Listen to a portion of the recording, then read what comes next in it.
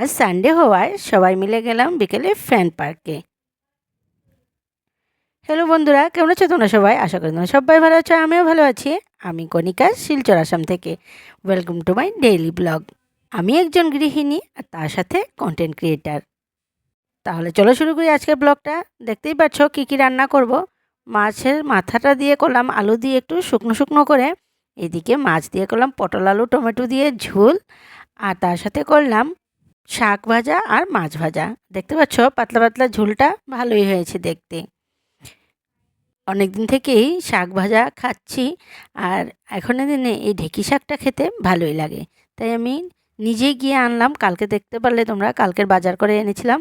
সেই শাকটা আজকে রান্না করেছি। আর দুপুরের রান্নাটা আজকে সিম্পলই ছিল, বেশি তামঝাম করিনি। আর কিন্তু ছোটো মেয়ে বলছিল, মা আজকে তো সানডে, একটু স্পেশাল হওয়া দরকার ছিল। আমি বললাম আজকে না, বুধবারে খাবি, বুধবারে স্কুল বন্ধ আছে, সবাই মিলে দুপুরবেলা রান্না করে খাবো। তারপর ও একটু খুশি হলো যে বুধবারে চিকেন খাবে। তারপর আমরা দুপুরের লাঞ্চটা করে নিলাম। আর আজ যেহেতু সানডে, সবাই মিলে লাঞ্চ টাঞ্চ করে একটু বিকেলে রেস্ট করে নিলাম। আর এবার সাজাগুজি করছি, কারণ যাব ফ্যান ক্লাবে ক্রিকেট দেখতে। আমার হাজব্যান্ডকে বললাম, বিকেলের ডিউটি আমি আর পারছি না, তুমি আজকে চা বানাও।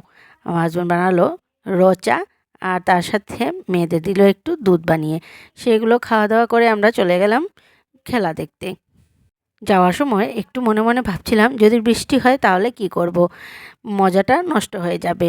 তারপর দেখলাম যে মোটামুটি ওয়েদারটা বৃষ্টি হতেও পারে না হতে পারে তেমনই ছিল।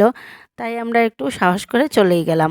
আর তেমন কোনো ব্যাপার না, কারণ সেখানে তো গ্যালারিতে মানে ঢাকা গ্যালারি আছে, সেখানে ভিতরে আমরা বসতেই পারবো। বৃষ্টি যদি তুফান টুফান না হয় তাহলে কোনো অসুবিধে হবে না।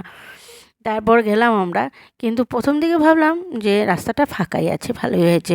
পরের দিকে যেই টাউনের সামনে যেতে গেলাম, তখন দেখলাম যে এত জাম, এত জাম, কোনো মতেই আমরা যেতে পারছিলাম না। সেই জাম জুম ঠেলে কোনো মতে একটু রাস্তা টাস্তা পরিষ্কার হওয়ার পর আমরাও গেলাম। কিন্তু টাউন পুরোটাই জাম, সবাই যাচ্ছে ফ্যান পার্কে খেলা দেখতে। যাবে নাই কেন? এমন একটা মানে আজকে আনন্দ করবার জায়গা, সবাই যদি না যায় তাহলে আনন্দটা করবে কে? লোকজন বেশি না হলে আবার কোনো জিনিসে আছে মজা লাগে না।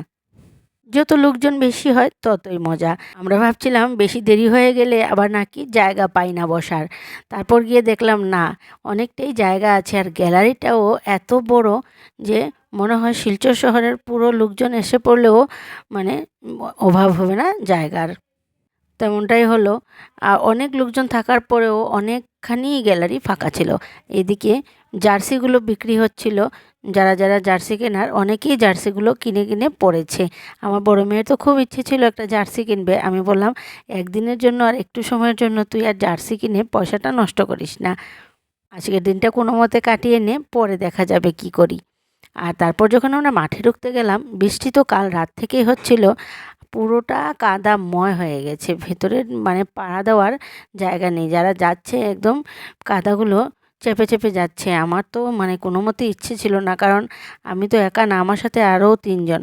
সবাই কাপড় জামা জুতোগুলো নষ্ট করবে, আর এগুলোকে পেনাল্টি আমার দিতে হবে, কারণ আমি এগুলোকে পরিষ্কার করব। তাই আমি বললাম যে চলো চলো, মাঠের ভেতরে যাওয়ার দরকার নেই, গ্যালারিতে গিয়েই বসি। তার মধ্যে যদি বৃষ্টি ফিষ্টি এসে পড়ে তাহলে আরেকটা ঝামেলা হয়ে যাবে। তাই আমরা আর মাঠে গেলাম না। কিন্তু যা হয় ভালোর জন্যই হয়। রাত থেকে বৃষ্টি হচ্ছিল, সকালের দিকে অনেকবারই বৃষ্টি হয়েছে, কিন্তু আর পুরোটা দিনই মেঘলা করে আছে। কিন্তু বিকেল হতেই মানে বৃষ্টিটা নেই, মেঘলা আছে ঠিকই কিন্তু বৃষ্টি নেই। ভালোই হয়েছে, সবাই মিলে আনন্দ করে আজকের খেলাটা সবাই একসাথে দেখলো। মাঠে দেখতে পাচ্ছ লোকজনের ভিড়, আর এদিকে গ্যালারি একদম ঠাসা।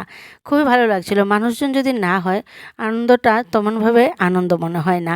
আমার অনুভব হচ্ছিল যে আজকে নাকি বিজয়া দশমী, কারণ দশমীর মধ্যে এমনই ভিড়ভাট্টা থাকে, আর তার সাথে হই হুল্লোড় আর গান বাজনা।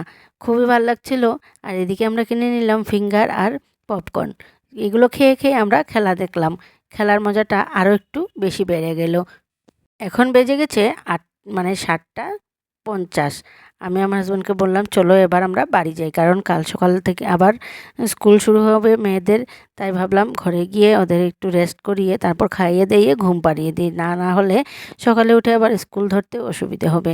মেইন রাস্তায় আর আসতে পারলাম না, আমরা ধরলাম ভেতরের রাস্তা, কারণ মেইন রাস্তায় অনেকটাই জাম, আবার জামে পড়ে যাব। তাই আমরা ভেতরের রাস্তা দিকে বাড়ির জন্য রওনা দিলাম। তাহলে আজকের মতন আর ভিডিওটা আমি এখানেই শেষ করছি। তোমরা সবাই সুস্থ থাকবে, ভালো থাকবে, টাটা বাই বাই। ফিরে আসছি আবার নতুন একটা ব্লগ নিয়ে।